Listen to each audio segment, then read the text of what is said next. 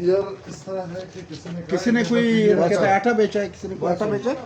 किस चीज़ का हाँ नहीं, इसका तो सब चीज़ का रसीद पड़ा है मेरे साथ। अच्छा, आप लोग बस रसीद पड़ा है।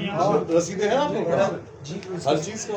हर चीज का रसीद पड़ा है सर, हर चीज़ का पड़ा हुआ है सर। हमारा दूध का रसीद। नहीं है, वो नहीं है। असल में जो है हमारा जो वीडियो लोगो में बना नहीं हुआ है। है, सीएम साहब की इस पे पिक्चर बनी हुई और है। हमारा तो आटा छोटी 20 केजी और का हमारा है, क्या ये किलो? 50 किलो। ये 50 हम लोगों का अपना आटा है, इसका बिल भी पड़ा हुआ है सर। GR विलेज का पड़ा हुआ है, रसीद पड़ा हुआ है। ठीक है बेटा, ठीक है। चीनी भी पड़ा हुआ है, चीनी भी हम लोग को रोगानी बनाने है, कुछ हम लोग ठीक के है। ये क्या है? समझ आ गया। हम लोगों ने हमारा इसका रसीद पड़ा हुआ है और कुछ इसको पड़ा हुआ है।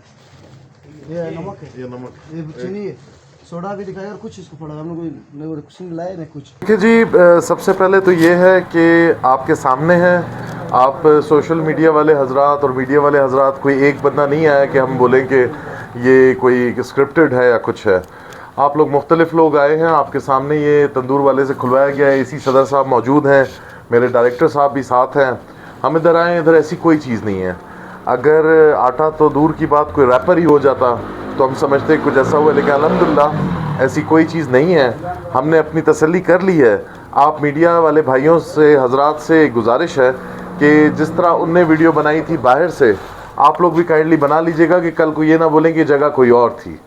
और रमज़ान का महीना है जी, हमने कहीं भी ऐसा नहीं सुना कि जी उसमें से हमारे बैग में से आटा निकाल के फ़रोख्त किया जा रहा है। और वैसे भी यहाँ पे जो बैग्स पड़े हुए हैं, दीज आर 60 kgs या 90 kgs। हमारा जो बैग में आटा है वो 20 किलो है। तो अल्लाह का शुक्र है कि ये एक फॉल्स अलार्म था, और इस फॉल्स अलार्म की वजह से हम भी काफ़ी डिस्टर्ब हुए। आप लोगों को भी इस टाइम ज़हमत करनी पड़ी, एसी साहब। तो मैं अल्लाह का शुक्र अदा करता हूँ कि ऐसी वाकई कोई बात नहीं थी। वक्तन फ़वक्तन मुख्तलिफ़ अज़ला में कोयटा के मुख्तलिफ़ मकामात पर ये वाकई तकसीम हो रहे हैं, और इसका प्रॉपर रिकॉर्ड रखा जा रहा है। जिस जिस बंदे को दिया जा रहा है उसका शनाख्ती कार्ड नंबर, उसका नाम, उसकी वल्दियत, ये सारी डिटेल्स हमें चाहिए।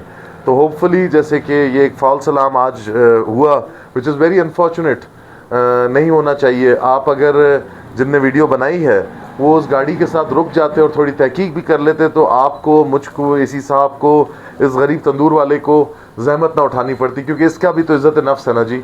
हम आके बोलें कि जी ये चोरी में मुलविस है, ये भी तो उसी तरह इंसान है जिस तरह हम हैं। तो मैं इनसे भी माजरत करता हूँ कि हमने इनका दोबारा ये खुलवाया है, इनका रिस्क रोज़गार है।